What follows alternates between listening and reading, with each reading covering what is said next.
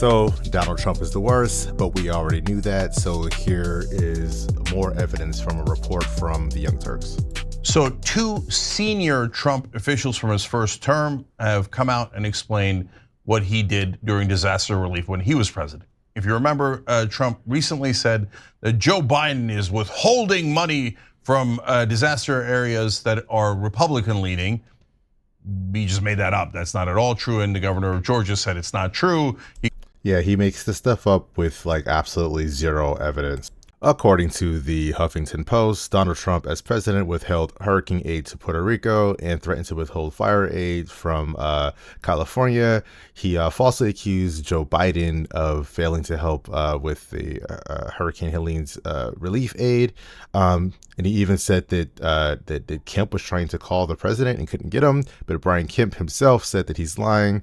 That he did call, that he missed them, and then he called right back and asked, what does he need? So this is all just more, typical Trump lies. He called me and offered every assistance that we needed. So why did Trump make that up? Because it turns out, as these two Trump aides say, that's what he used to do. To which I say, of course. So, but they have amazing details. So Mark Harvey said, who was Trump's senior director for resilience policy on the National Security Council staff, said on Wednesday that Trump initially refused to approve disaster aid for California after deadly wildfires in 2018 because of the state's Democratic leanings. So he's literally refusing to help people for political reasons, which is why do you guys vote for this guy? So Harvey had to go pull up a map and show him how many people voted for him in those areas before he would release the funding, because he's a monster. He doesn't care about anyone that isn't part of his group. So if your family was wiped out by a fire, he doesn't care at all. That's why he projects onto Biden all the evil things that he thinks.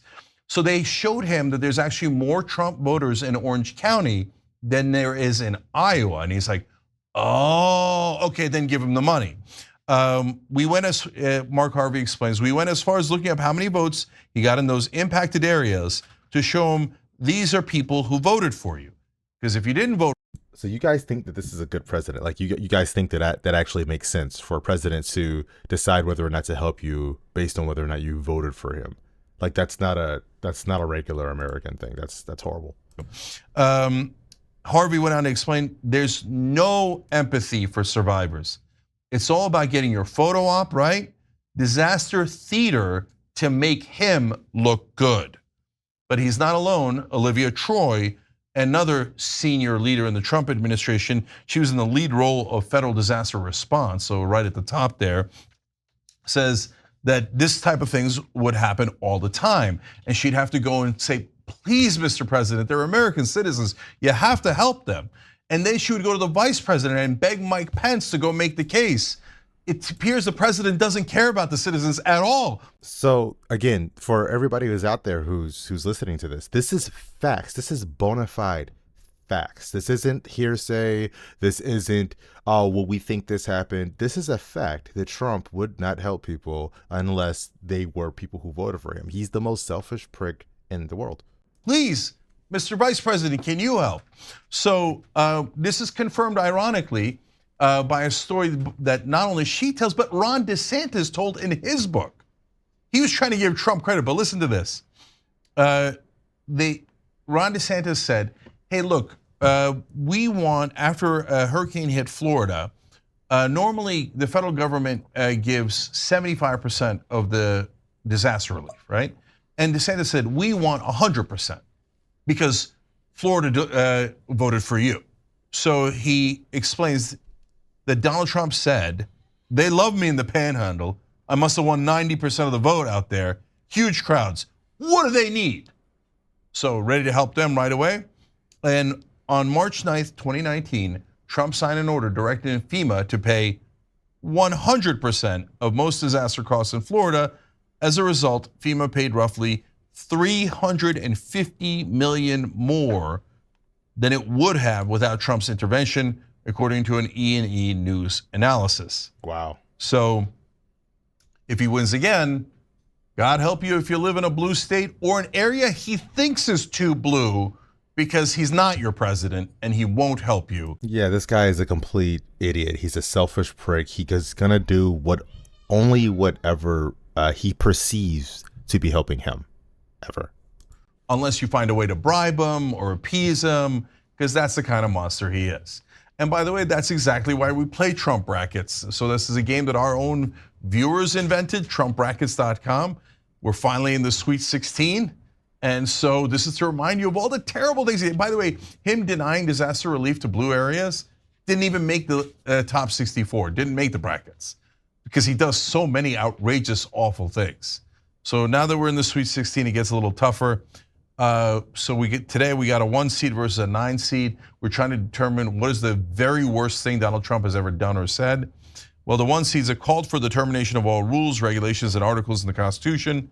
And the 9 seed is kept Hitler's speeches by his bed. Okay, so go vote at TrumpBrackets.com. And then we got another one for you guys. And this is a 4 seed versus a 5 seed, so very close. Bragged about grabbing women by the you-know-what versus moving the US Embassy in Israel because a donor asked them to. And in case you've forgotten, here's the famous Hollywood access. These are so horrible. These things are moved on her, and I failed. I'll admit it. Whoa. I did try.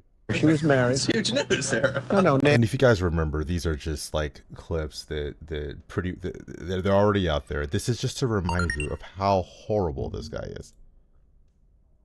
He's an absolute monster. No matter what way you look at it, this guy is trash. Nancy, no, this was marriages, and I moved on her very heavily. In fact, I took her out furniture shopping.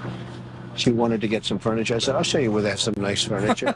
I took her out furniture. I moved on her like a bitch, but I couldn't get there. And she was married. And all of a sudden, I see her. She's now got the big phone and everything. She's totally changed her look. I got to use some Tic Tacs just in case I start kissing her. You know, I'm automatically attracted to beautiful. I just start kissing them. It's like a magnet. You just kiss. I don't even wait. And when you're a star, they let you do it. You can do anything. Whatever you want. Grab them by the... That's my first time hearing that as the entire audio. And people were saying stuff like, oh, well, what he said wasn't that bad. It was just locker room talk. Even if it's locker room talk, that's incredibly inappropriate. I mean, we're going back to 2016 now, so there's no reason to really bring this back up. But this is just to remind you of the kind of crap this guy pulls. I can do anything. That was supposed to end him, but it didn't. And a lot of people thought, oh, that's really funny. Then when E. Jean Carroll said that's exactly what he did to me, MAGA was like, no way. Even though you just heard him say that that's exactly what he does all the time.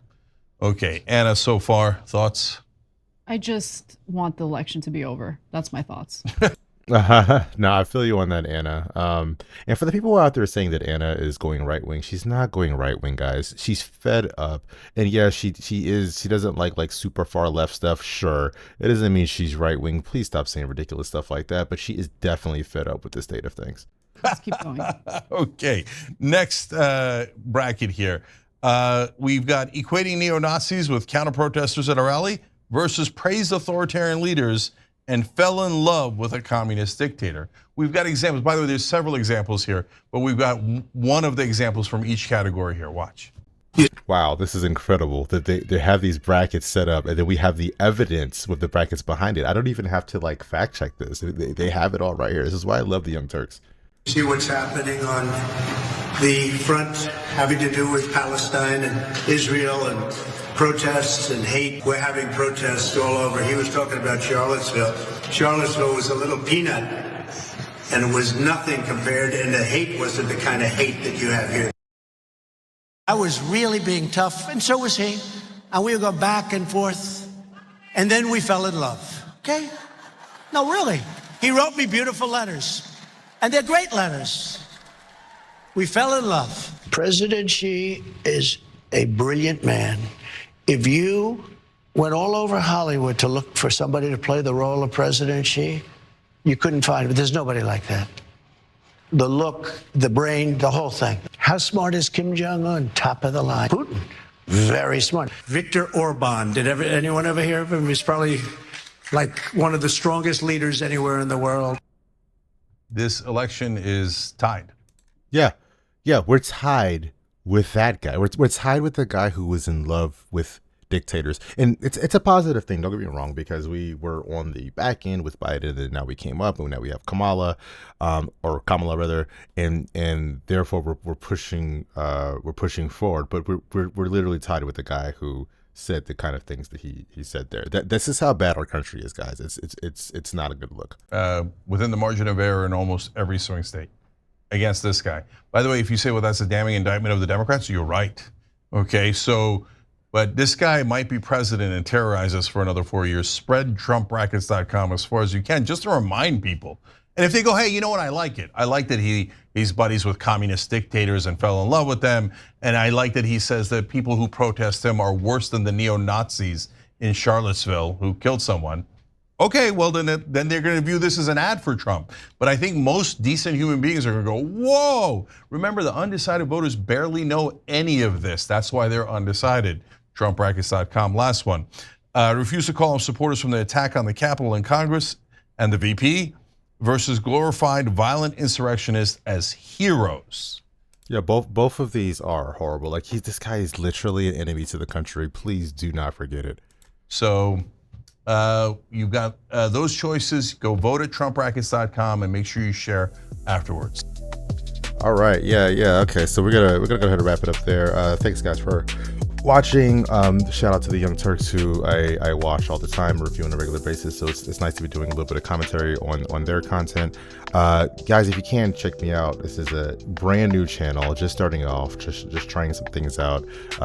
Like and subscribe if you can. Help me get these numbers up, and help me get some more views and subscribers. Thanks so much.